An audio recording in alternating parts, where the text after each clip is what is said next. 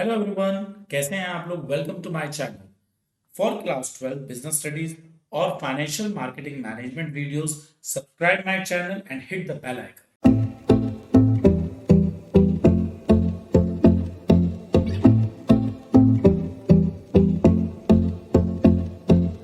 Hello everyone, आज हम लोग डायरेक्टिंग का लेक्चर नंबर 1 शुरू करने जा रहे हैं। आज के लेक्चर में हम लोग डायरेक्टिंग का मीनिंग तो करेंगे ही करेंगे, इसके अलावा कैरेक्टरिस्टिक और इंपॉर्टेंस की भी स्टडी करेंगे। एक बात बहुत इंपॉर्टेंट है, कैरेक्टरिस्टिक, इंपॉर्टेंस, एडवांटेजेस, ये ऑलमोस्ट डिक्शनरी मीनिंग इन सबके कहीं ना कहीं एक जैसे होते हैं। लेकिन अगर आपकी बुक में इन टॉपिक से रिलेटेड अलग अलग हेडिंग्स हैं, अलग अलग कंटेंट्स हैं, तो आप इनको बोर्ड एग्जाम्स के हिसाब से अलग अलग ही तैयार करिएगा। इनको आपस में मिक्स मैच मत करिए। So the first question is explain directing. देखो, डायरेक्टिंग का मतलब होता है किसी को गाइड करना। किसी लीडर के थ्रू जब किसी भी ग्रुप को गाइड किया जाता है उसे डायरेक्टिंग कहते हैं। कोई मूवी है, उसके अंदर एक डायरेक्टर होता है और डायरेक्टर जो होता है कहीं ना कहीं एक्टर या एक्ट्रेस को गाइड करता है कि कौन सा सीन किस तरीके से शूट किया जाना चाहिए। तो डायरेक्टिंग जो है एक लोगों को गाइड करना, इंस्ट्रक्शन करना, इस सेंस में माना जाता है। In simple terms, directing in the context of management is like being a guide और leader in an office. Management में भी डायरेक्टिंग का मतलब होता है ऑफिस के अंदर आप अपनी टीम को गाइड कर रहे हैं टू अचीव स्पेसिफिक गोल, ताकि आपकी टीम अपना टारगेट अचीव कर सके। आपके स्कूलों में आपके जितने भी टीचर्स होते हैं आपको गाइड करते हैं एग्जाम में किस तरीके से प्रेजेंटेशन देना है, किस सब्जेक्ट को किस तरीके से तैयार करना है और एग्जाम में पेपर को किस तरीके से स्टार्ट करना है। It is not just about giving instructions. ये अपने आप में सिर्फ इंस्ट्रक्शंस देना ही नहीं होता।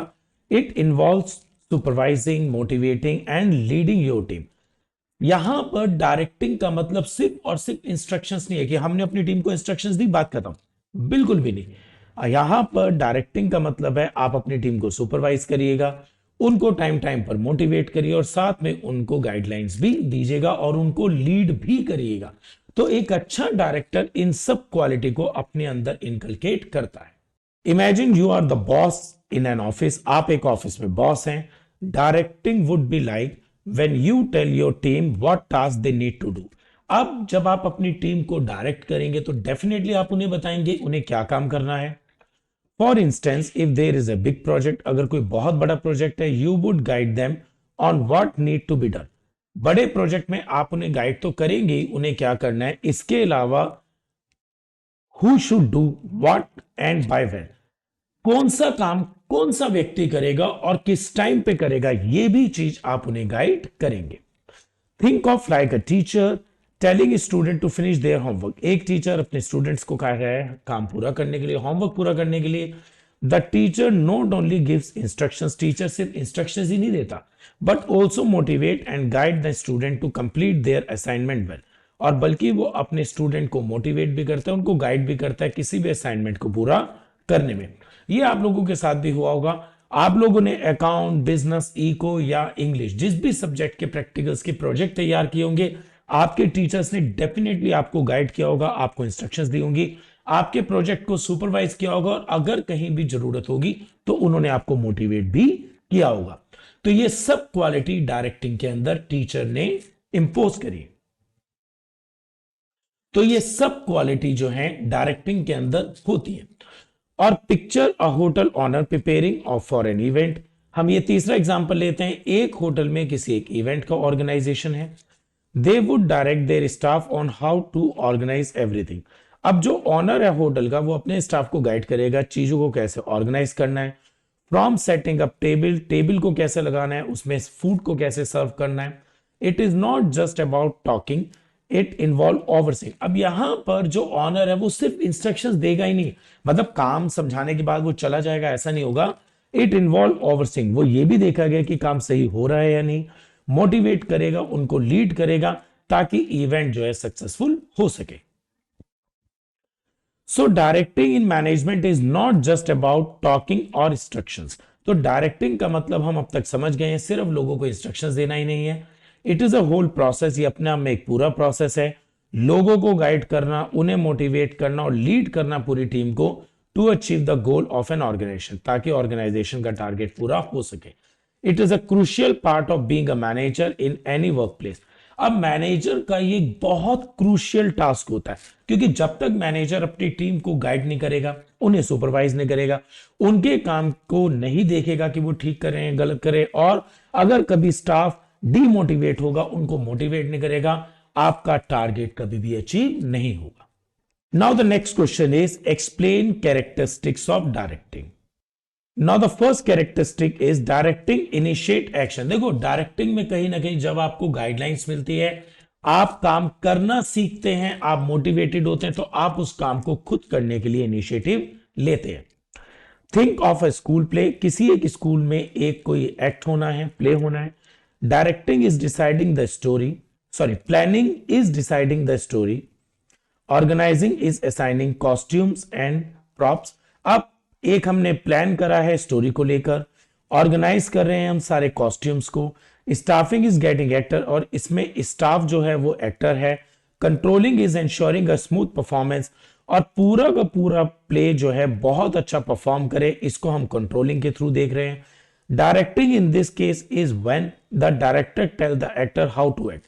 अब यहां पर सब कुछ है, लेकिन डायरेक्टर जो है कहीं ना कहीं एक्टर्स को बता रहा है कैसे उन्हें एक्ट करना है। वेयर टू स्टैंड, प्ले में किस एक्टर या एक्ट्रेस को किस जगह खड़े होना है। Making the play come to life, और ये प्ले बहुत इफेक्टिव हो, इस इफेक्टिवनेस के लिए डायरेक्टर पूरी उन्हें मोटिवेट या गाइडलाइन दे रहा है। Directing is a crucial part of a managers job. Manager not only plan, manager सिर्फ प्लान ही नहीं करते, वो चीजों को ऑर्गेनाइज भी करते हैं, स्टाफ भी रिक्रूट करते हैं और काम को कंट्रोल भी करते हैं।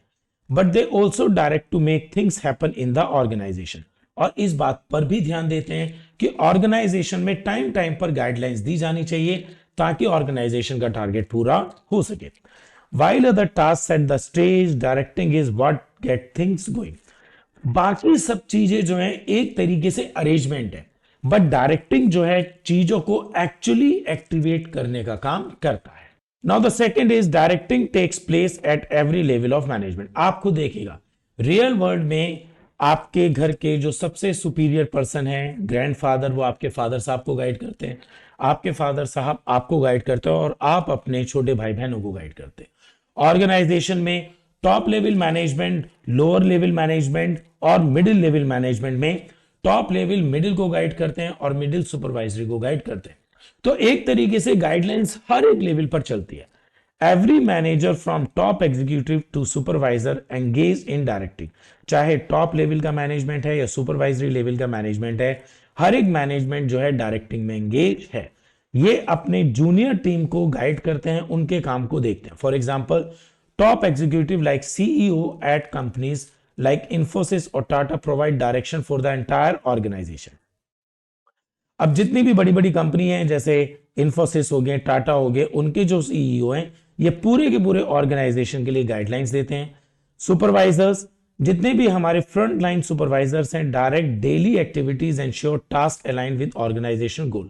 और सुपरवाइजर्स अपने नीचे टीम को गाइडलाइंस देते हैं, ताकि ऑर्गेनाइजेशन का जो भी टास्क है वो अचीव किया जा सके, जो भी टारगेट है उसे हम अचीव कर सके। Directing is a continuous process. Directing is ongoing, persisting throughout the organization life span. देखो, आपने क्लास 10th के अंदर बोर्ड के लिए गाइडलाइंस ली, आपने क्लास 11th में अपने final exam, half yearly exams के लिए गाइडलाइंस ली, अब आप क्लास 12th के लिए भी गाइडलाइंस ले रहे हैं, फिर आप अपने एंट्रेंस एग्जाम के लिए गाइडलाइंस लेंगे। मतलब आप हर बार एक नया टारगेट डिसाइड करेंगे और उसके लिए गाइडलाइंस लेंगे। तो आपकी लाइफ में कभी भी टारगेट्स खत्म नहीं होंगे और गाइडलाइंस भी खत्म नहीं होगी। यही चीज ऑर्गेनाइजेशन में होती है। ऑर्गेनाइजेशन हर साल हर इवेंट पर एक नया टारगेट डिजाइन करता है और उसके हिसाब से गाइडलाइंस होती है। तो एक तरीके से डायरेक्टिंग ऑन गोइंग प्रोसेस है, इररिस्पेक्टिव ऑफ मैनेजरियल चेंजेस। देखो, ऑर्गेनाइजेशन में मैनेजर्स बदलते रहते हैं, कभी सीईओ मिस्टर राम है, कभी सीईओ मिस्टर श्याम है, लेकिन गाइडलाइंस जो है वो परमानेंट रहेंगी। For example, in companies like Infosys और Tata, even with changes in manager, अब इन्फोसिस या टाटा जैसे बड़े ग्रुप के अंदर मैनेजर्स का ट्रांसफर भी हो जाता है, मैनेजर्स का प्रमोशन भी हो जाता है, तो मैनेजर जो चेंज होते रहेंगे। The directing process continue to maintain organizational momentum, लेकिन जो गाइडलाइंस है वो परमानेंट रहेगी ताकि ऑर्गेनाइजेशन के टारगेट्स को अचीव किया जा सके। Directing flows from top to bottom. अगर आप देखें इस डायग्राम के अंदर टॉप लेवल, मिडिल लेवल और सुपरवाइजरी। टॉप लेवल हमेशा गाइडलाइंस डाउनवर्ड्स देते हैं, डायरेक्टिंग डाउनवर्ड्स देते हैं, ऐसे मिडिल और अपने डाउनवर्ड देते हैं, और सुपरवाइजरी जो अपने वर्कर्स को गाइडलाइंस देते हैं। Directing start at the top level and cascade down the organisational hierarchy. Directing हमेशा टॉप से शुरू होकर डाउनवर्ड्स तक जाती है। सीनियर एग्जीक्यूटिव जैसे इन्फोसिस हो गया, हमेशा एक स्ट्रेटेजिक डायरेक्शंस बनाते हैं। जितने भी टॉप लेवल मैनेजर्स होते हैं ये गाइडलाइंस देते हैं नीचे की टीम को। मिडिल लेवल मैनेजर जो हैं डायरेक्टिव करते हैं, पास करते हैं अपने फ्रंटलाइन सुपरवाइजर्स को, और मिडिल लेवल अपने नीचे सुपरवाइजर्स को गाइडलाइंस ट्रांसफर करते हैं, और supervisor guide employees to align their efforts with organizational objective. और जितने भी सुपरवाइजर्स होते हैं ये हमेशा इस बात का ध्यान रखते हैं कि जो टारगेट है ऑर्गेनाइजेशन का अचीव हो, इसके लिए अपने नीचे वर्कर्स को गाइड करते हैं। Now the next is explain importance of directing. यहां पर इंपॉर्टेंस की जो हेडिंग्स हैं उनमें से ये हो सकता है कुछ हेडिंग्स आपकी कैरेक्टरिस्टिक्स के साथ मैच करती हूं, लेकिन इसका मतलब ये नहीं कि आप 100% आंसर दोनों में लिख आएंगे, सेम हेडिंग दोनों क्वेश्चंस में लिख कर आएंगे। तो एक आध हेडिंग मैच करने का मतलब ये नहीं होगा कि आप 100% हेडिंग्स एक दूसरे की आपस में एक्सचेंज कर लेंगे। तो रिमेंबर, जिस टॉपिक में जितने कंटेंट जिस तरीके से बोर्ड में पूछे गए हैं, आपके एनसीईआरटी बुक में दिए हुए हैं, आप उसको उसी तरीके से लिखेंगे। So the question is explain importance of directing. Think of a society. एक सोसाइटी में द मैनेजर मतलब कोच, हम यहां पर कोच को मैनेजर भी मान सकते हैं, direct player on where to be. सबसे पहले कोच अपने प्लेयर्स को बताएगा वो प्लेग्राउंड में कहां कहां रहेंगे, व्हेन टू पास, वो बॉल को कैसे पास करेंगे, एंड हाउ टू स्कोर, और कैसे वो रन को स्कोर कर सकते हैं। Without this guidance the team want function effectively. आपको क्या लगता है बिना कोच के कोई भी टीम बहुत अच्छे ढंग से अपना टारगेट पूरा कर पाएगी? बिल्कुल भी नहीं। तो इसका मतलब ये हो गया डायरेक्टिंग किसी भी टारगेट को अचीव करने के लिए बहुत ही इंपॉर्टेंट है। अब अगर मैं इंपॉर्टेंस ऑफ डायरेक्टिंग की बात करता हूं तो ये टोटल 5 हेडिंग है। Now the first is initiating action. A teacher guiding student on a project help them reach their academic goals। एक टीचर अपने स्टूडेंट को गाइड कर रहे हैं ताकि स्टूडेंट अपने प्रोजेक्ट को पूरा करके अपने एकेडमिक्स के टारगेट्स को अचीव कर सके। Directing gets people in the organization moving towards their goal. Directing कहीं ना कहीं हेल्प करता है ऑर्गेनाइजेशन में टारगेट्स को अचीव करने में। For instance when a supervisor guide subordinate, जब कोई भी सुपरवाइजर अपने नीचे की टीम को गाइड करते हैं, it helps them achieving work target, और ये टारगेट को अचीव करने में हेल्प करता है। Integrating efforts. A sports coach unites individual player skill to win matches for the team. आपको क्या लगता है कोई भी टीम अकेले उसका एक एक प्लेयर इंडिपेंडेंटली अगर कोई भी मैच में पार्टिसिपेट करेगा वो जीत जाएगी टीम? बिल्कुल भी नहीं। टीम एक ग्रुप एफर्ट्स है, और जब तक पूरी की पूरी टीम इकट्ठे होके ग्रुप एफर्ट्स की तरीके से किसी भी मैच में प्ले नहीं करेंगे वो नहीं जीतेंगे। वही किसी भी ऑर्गेनाइजेशन के अंदर अलग अलग इंडिविजुअल होते हैं, लेकिन जब तक वो एज ए टीम काम नहीं करेंगे ऑर्गेनाइजेशन का टारगेट अचीव नहीं होगा।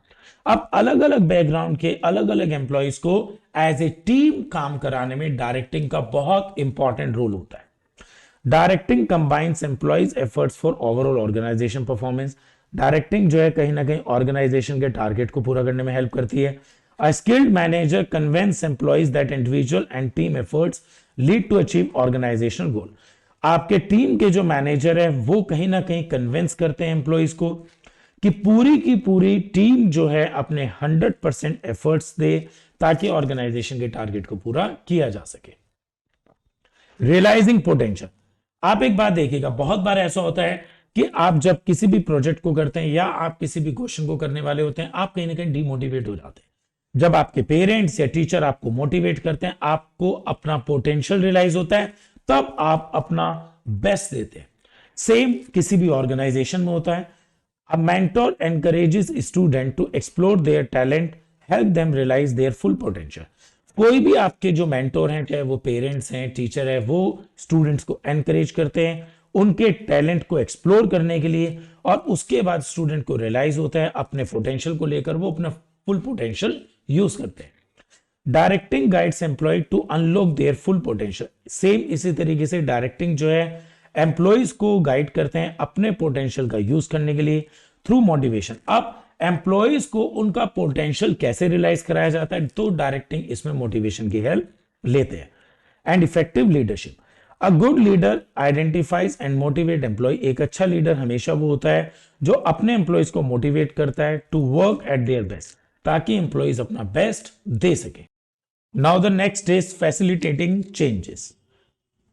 जब भी किसी स्कूल के अंदर कोई भी चेंजेस आते हैं तो बहुत बार ऐसा होता है स्टूडेंट और टीचर्स उस चेंजेस को कई बार अडॉप्ट नहीं करना चाहते। इसका एक बहुत बेस्ट एग्जांपल है कोविड के दौरान जूम क्लासेस। तो जब जूम क्लासेस का, ऑनलाइन क्लासेस का कल्चर स्टार्ट हुआ था तो बहुत सारे स्टूडेंट और टीचर्स इस चेंजेस को एक्सेप्ट नहीं करना चाह रहे थे, लेकिन बाद में उनको गाइड किया गया, मोटिवेट किया गया और उसके बाद इस चेंजेस को एक्सेप्ट किया गया। Directing facilitate the introduction of needed changes by reducing resistance through motivation. Directing कहीं ना कहीं ऑर्गेनाइजेशन में आने वाले चेंजेस को इंप्लीमेंट कराता है और मोटिवेशन के थ्रू स्टाफ के अंदर उस चेंजेस की वजह से जो भी रेसिस्टेंस होते हैं उनको कम करता है। For example, a manager want to introduce a new system. एक मैनेजर एक नया सिस्टम इंट्रोड्यूस करना चाहता है, explaining the purpose providing training. अब उस नए सिस्टम के लिए मैनेजर ने सभी स्टाफ मेंबर्स को ट्रेनिंग दी है। ट्रेनिंग के बाद स्टाफ मेंबर्स इस बात को समझ गए हैं कि जो नया सिस्टम है वो पुराने सिस्टम से बहुत बेहतर है, तो इस चेंजेस को एक्सेप्ट करना चाहिए, ना कि इसे रेसिस्ट करना चाहिए। Ensure stability and balance. A team leader ensuring collaboration among team members to maintain a balanced workflow. देखो, डायरेक्टिंग से कहीं ना कहीं जो टीम लीडर होता है वो इस बात पे ध्यान देता है कि मेंबर्स के बीच में एक बैलेंसिंग होनी चाहिए, एक स्टेबिलिटी होनी चाहिए। Effective directing foster cooperation and commitment. एक अच्छी डायरेक्टिंग हमेशा कॉपरेशन और कमिटमेंट को इंट्रोड्यूस करता है, ब्रिंगिंग स्टेबिलिटी एंड बैलेंस, और अपनी टीम में स्टेबिलिटी और बैलेंस को लेकर आता है। It helps achieving harmony among various group. Directing और मोटिवेशन की हेल्प से कहीं ना कहीं ग्रुप के अंदर एक हार्मनी एडजस्ट होती है और आपस में डिपार्टमेंट्स एक दूसरे के साथ बैलेंस करके चलते हैं। तो आज के लेक्चर में हम लोगों ने इंपॉर्टेंस, कैरेक्टरिस्टिक्स और मीनिंग बहुत अच्छे ढंग से समझा है। आप इनके स्क्रीनशॉट लीजिएगा और इसको एग्जाम डेज में रिवाइज करिएगा। रिमेंबर, किसी भी हेडिंग को लिखने से पहले आप उसका एग्जाम्पल पहले लिखें, उसके बाद आप उसे इलेबोरेट करें। इवेल्युएटर आपको पूरे मार्क्स अलॉट करेगा। एज आई ऑलवेज सेज, पढ़ाई कभी भी मुश्किल नहीं होती, सिर्फ उसे आसान बनाना पड़ता है। आप स्क्रीनशॉट लीजिएगा, रेगुलर इनको रिवाइज करिएगा, पढ़ाई बहुत आसान हो जाएगी। Thank you.